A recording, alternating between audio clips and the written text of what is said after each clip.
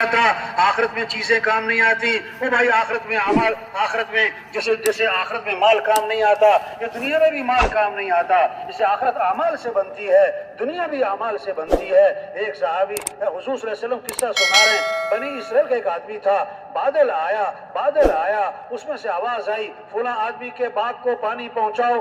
عجیب بات ہے، بادل میں سے آواز ہے اور نام لے کے کہا جا رہا ہے. اب پانی برسا اور ایک نالے میں چل پڑا. جس نے آواز سنی وہ پیچھے گیا، دیکھا ایک آدمی کھیت میں پانی لگا رہا ہے. ارے بھائی تمہارا نام کیا ہے؟ وہی نام بتایا جو بادلوں میں سے سنا تھا.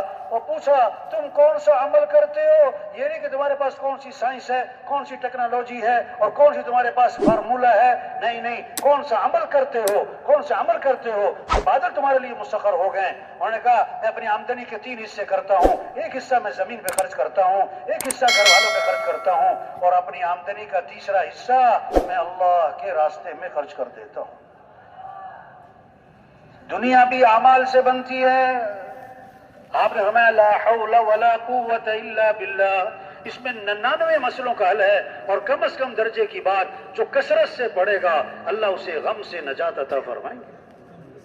ہاں بھائی اپنے اعمال اچھے بنائیں. جب ایمان مضبوط ہوگا، صحابہ فرماتے ہیں تعلمنا الایمان ثم تعلمنا القرآن. پہلے ہم نے ایمان سیکھا، پھر ہم نے قرآن سیکھا. ہاں سب کچھ سیکھنا ہے بھائی. پہلے ایمان تو سیکھ لیں، ایمان تو مضبوط کر لیں. جیسے نماز ضروری ہے، لیکن میرے بھائی نماز سے پہلے وضو کرنا بھی ضروری ہے. ہاں اب وضو کیا نہیں، نماز پڑھ رہے ہیں. اب اس کو ایک آدمی نماز سے روک رہا ہے. اچھا تم نماز سے روکتے ہو؟ نہیں میرے بھائی، کیا کہ بھائی پہلے وضو تو کر لے بھائی. ہاں تبلیغ میں یہ کہہ رہے بھائی پہلے ایمان سیکھ لیں بھائی، ایمان مضبوط کر لیں، ایمان مضبوط کر لیں. کالج کے لڑکے سیر کرنے گئے سمندر کی، تو ملا سے مزاق کیا.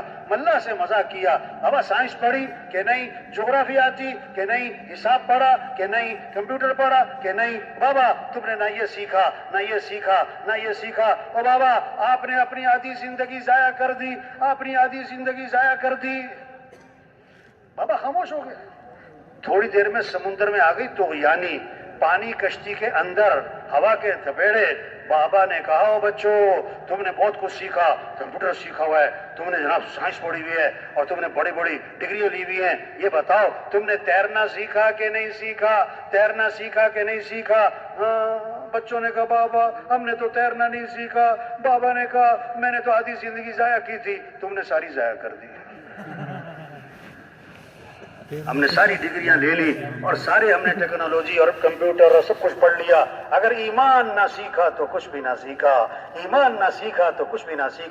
ایمان بنے گا تو پھر عمل کا شوق آئے گا. ایمان بنے گا تو اخلاق اچھے ہوں گے. ایمان بنے گا تو پھر گناہوں کو چھوڑے گا، پھر جھوٹ کو چھوڑے گا، پھر رشوت کو چھوڑے گا، پھر سود کو چھوڑے گا، پھر کمائیاں پاکیزہ ہوں گی، پھر فراڈ نہیں کرے گا، پھر دھوکہ نہیں دے گا، پھر خیانت نہیں کرے گا. پھر تھوڑے لوگ بڑے بڑے کام کر جائیں گے، ایک محکمہ بڑے بڑے کام کر جائے گا. اگر ایمان کمزور ہے تو محکمے پر محکمے بنانے پڑیں گے، بندے پر بندہ رکھنا پڑے گا، محکمے پر محکمہ بنانا پڑے گا، لیکن مسئلے پھر بھی حل نہ ہوں گے کیونکہ ایمان بگڑا ہوا ہے.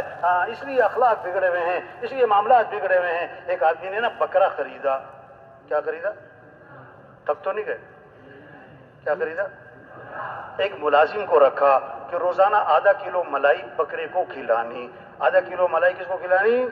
ہاں اب جناب وہ بگڑا ہوا.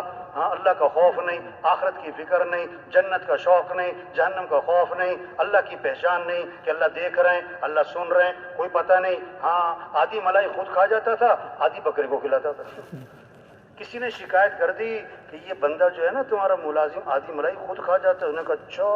اس نے ایک اور بندہ رکھا کہ تم اس بندے کی نگرانی کرو، یہ ساری ملائی کس کو جانی چاہیے؟ بکرے کو. اب وہ بھی بگڑا ہوا تھا، اس کا بھی ایمان کوئی نہیں، اس کو بھی اللہ کا خوف کوئی نہیں، آخرت کی فکر کوئی نہیں. وہ بھی ساتھ مل گیا. پہلے بکرے کو جاتی تھی آدھی ملائی، اب تہائی. ہاں پھر شکایت ہو گئی کہ بھئی یہ تو وہ بھی ساتھ مل گیا. انہوں نے کہا اچھا. اس نے ایک اور بندہ مقرر کیا، تم اس کی نگرانی کرو، اس کی نگرانی کرے، ملائی ساری بکرے کو جائے. وہ بھی ساتھ مل گیا. ہوتے ہوتے اتنے بندے ہو گئے کہ ملائی ساری خود کھا جاتے تھے، ملائی کا جو شوپر تھا نا وہ بکرے کے منہ پہ مل دیتے تھے.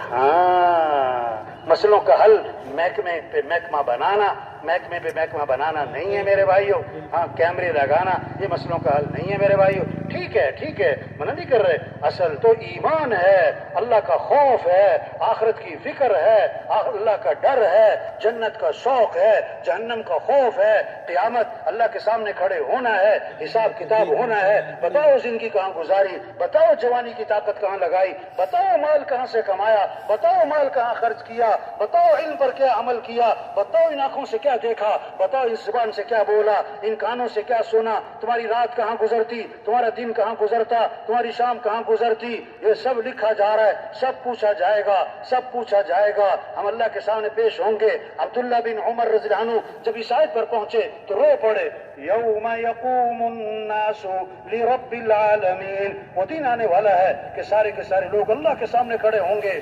رونے لگ پڑے. عبداللہ بن مسعود رضی اللہ عنہ قرآن پڑھ رہے ہیں، جب اس آیت پر پہنچے تو رو پڑے. وجاءت سکرۃ الموت بالحق ذلك ما كنت منه تحید. موت اپنی سختیوں سمیت آ پہنچی، جس سے تو بڑا بھاگتا بھدکتا تھا، موت آ پہنچی. عبداللہ بن مسعود رضی اللہ عنہ قرآن پڑھ رہے ہیں، ہاں اس آیت پر پہنچے تو رو پڑے. بل تؤثرون الحیات الدنیا والآخرۃ خیر وابقى. تم دنیا کو ترجیح دیتے ہو حالانکہ آخرت بہت بہتر ہے، ہمیشہ رہنے والی ہے. اور رو پڑے، کہنے لگے ہاں ہم نے دنیا کو ترجیح دے دی، ہم نے دنیا کو ترجیح دے دی. ہاں تبلیغ محنت ہے، کاروبار سے منع نہیں کر رہے بھائی، پہلے ایمان تو سیکھ لو. ہاں وزیر بننے سے منع نہیں کر رہے بھائی، پہلے ایمان تو سیکھ لو. ہاں پھر وزیر بننے کا شوق نہیں ہوگا، پھر تو زبردستی وزیر بنایا جائے گا. ہاں پھر حاکم بننے کا شوق نہیں ہوگا، پھر تو اس کو زبردستی بنایا جائے گا. اس کو پتا ہے کہ پوچھو نہیں ہے. ایمان بنے گا، پھر عمل کا شوق آئے گا، عمل کی زندگی بنے گی، پھر اللہ راضی ہوں گے. تو چار علامتیں بتائیں جو اللہ راضی ہوتے ہیں. اچھا، سب سے پہلی بات، اللہ اچھے حکمران دیتے ہیں جن کا ایمان مضبوط ہوتا ہے، جن کو آخرت کی فکر ہوتی ہے، جن کو انسانیت کی ہمدردی ہوتی ہے. اللہ ایسے حکمران عطا فرماتے ہیں جو اللہ راضی ہوتے ہیں. مال سخیوں کے ہاتھ میں جاتا ہے جو اپنی خواہشات پہ خرچ نہیں کرتے، جو تقریبات اور فنکشنوں پہ نہیں، جو اللہ کے راستے میں خرچ کرتے ہیں. جب اللہ راضی ہوتے ہیں بارشیں وقت پر ہوتی ہیں اور ضرورت کے مطابق ہوتی ہیں. جب اللہ راضی ہوتے ہیں مرد حکمران ہوتے ہیں، مرد حاوی ہوتے ہیں. اور جب ایمان کمزور ہوتا ہے اور جب اعمال زندگی میں نہیں ہوتے، جب گناہوں والی زندگی ہوتی ہے، اللہ ناراض ہوتے ہیں. جب اللہ ناراض ہوتے ہیں چار علامتیں بتائیں حدیث میں، چار علامتیں بتائیں جب اللہ ناراض ہوتے ہیں. نا اہل حکمران جن کو کوئی اللہ کا خوف نہیں، کوئی آخرت کی فکر نہیں، کوئی انسانیت کی ہمدردی نہیں، کوئی اپنے ملک سے خیرخواہی نہیں، جن کے سامنے اپنی غرض ہے، اپنی خواہش ہے، اپنا پیٹ ہے اور اپنا پیٹ بھرنا ہے، مال کو جمع کرنا ہے، جن کے سامنے اپنی خواہشات ہوتی ہیں. ایسے نااہل حکمران مسلط ہو جاتے ہیں. جب اللہ ناراض ہوتے ہیں بارشیں وقت پر نہیں ہوتی، بے وقت ہوتی ہیں، ضرورت سے زائد ہوتی ہیں. جب اللہ ناراض ہوتے ہیں مال بخیلوں کے ہاتھ میں جاتا ہے جو خواہشات پہ خرچ کرتے ہیں، تقریبات پہ خرچ کرتے ہیں، فنکشنوں پہ خرچ کرتے ہیں، دکھلاوے پہ خرچ کرتے ہیں اور صحیح مصرف پہ خرچ نہیں کرتے. وہ عجیب بات ہے. ایسی کہاوت ہے ہاں 5000 کا نوٹ اور 10 روپے کا نوٹ، 5000 کا نوٹ اور 10 روپے کا نوٹ، ان کی آپس میں ہوئی ملاقات. جب آپس میں ہوئی تو 10 روپے کے نوٹ نے 5000 کے نوٹ والے سے پوچھا، تم کہاں رہتے ہو، نظر نہیں آتے، کہاں ہوتے ہو؟ اس نے کہا میں تو بڑی بڑی جگہوں پر ہوتا ہوں، بڑی بڑی تقریبات میں ہوتا ہوں، بڑے بڑے مالداروں کے پاس ہوتا ہوں، بڑے بڑے افسروں کے پاس ہوتا ہوں، بڑے بڑے وزیروں کے پاس ہوتا ہوں. ہاں تو تم کہاں ہوتے ہو؟ 5000 کے نوٹ نے 10 روپے کے نوٹ سے پوچھا تم نظر نہیں آتے، تم کہاں ہوتے ہو؟ اس نے کہا میں مسجد کا جو گلر ہے چندے والا اس میں ہوتا ہوں.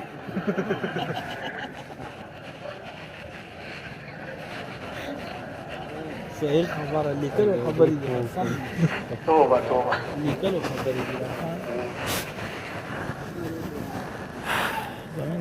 اللہ ناراض ہوتے ہیں مال بخیلوں کے ہاتھ میں جاتا ہے. ہاں جب اللہ ناراض ہوتے ہیں بارشیں بے وقت ہوتی ہیں، وقت پہ نہیں ہوتی ہیں، ضرورت سے زائد ہوتی ہیں. جب اللہ ناراض ہوتے ہیں مرد نہیں عورتوں کی چلتی ہے، عورتیں حکمران، عورتیں حاوی ہو جاتی ہیں. ہاں تبلیغ محنت ہے، ایمان ہے لیکن کمزور ہے. اس کو مضبوط کرنا ہے. جیسے آج کل جو ہے نا جب لوگ کہیں جاتے ہیں نا جاتی ایک سوال کرتے ہیں اکثر لوگ, پتہ کیا کہتے ہیں؟